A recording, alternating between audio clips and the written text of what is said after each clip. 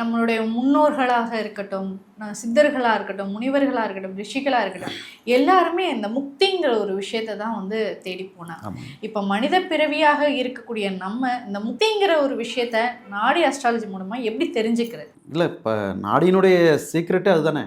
மகரிஷி என்ன சொல்கிறாங்க, பிரம்மா நம்மளை படைக்கிறார் இல்லையா, அந்த பிரம்மா நம்மளை படைக்கும் போது எதை வச்சு படைக்கிறாரு, நம்ம செய்த பாவத்தினுடைய ஒரு கர்மத்தினுடைய ஒரு பிடியை தான் இந்த ஜென்மத்தில் வந்து மனிதனாக வந்து பிறக்கணும்னு வந்து படைக்கிறார். அப்படி படைக்கக்கூடிய பிரம்மா என்ன பண்ணுறாருன்னா, நம்மளுக்கான முழு சுதந்திரத்தையும் கொடுத்துறாரு. நீ எப்படி வேணாலும் வாழலாம் அப்படிங்கிற ஒரு சுதந்திரத்தை கொடுத்து படைக்கக்கூடிய பிரம்மா ஏன் அவர் அந்த சுதந்திரத்தையும் கொடுக்குறாரு அப்படின்னா, நல்லபடியாக அவன் வந்து அவனுடைய கர்ம வினையெல்லாம் கழிச்சிட்டு திரும்பி இறைவன்கிட்டே வா அப்படிங்கிற ஒரு நோக்கத்தில் தான் அவர் படைக்கிறார். இதை வந்து எத்தனை பேர் அந்த முறையில் அவங்க வாழ்ந்துகிட்டு இருக்கிறாங்க, எத்தனை பேர் அந்த வந்து எத்தனை நபர்கள் வந்து அவங்களுடைய அந்த சுதந்திரத்தை நல்லபடியாக பயன்படுத்துகிறாங்க, யாரும் இல்லைங்களே. அப்போ இந்த நாடி வந்து என்ன சொல்ல வருது, பிரம்மா நம்மளை என்ன பர்பஸ்க்காக நம்மளை வந்து படைச்சாரோ அதை வந்து முழுமையாக அந்த கடனை எல்லாத்தையும் அடைச்சிட்டு திரும்பி இந்த ஞானங்கிற முக்திக்கு நீ திரும்பி போ அப்படிங்கிறத புரியாத பல ஜீவராசிகளுக்கு புரிய வைக்கிறதுக்கு தான் மகரிஷி வந்து இந்த ஓலைச்சுவடியை கொடுத்துருக்குறாங்க. அதுதாங்க நாடி ஜோதிடத்தினுடைய முக்கியமான மரபுகள். ஆனால் நம்ம வந்து காலப்போக்கில்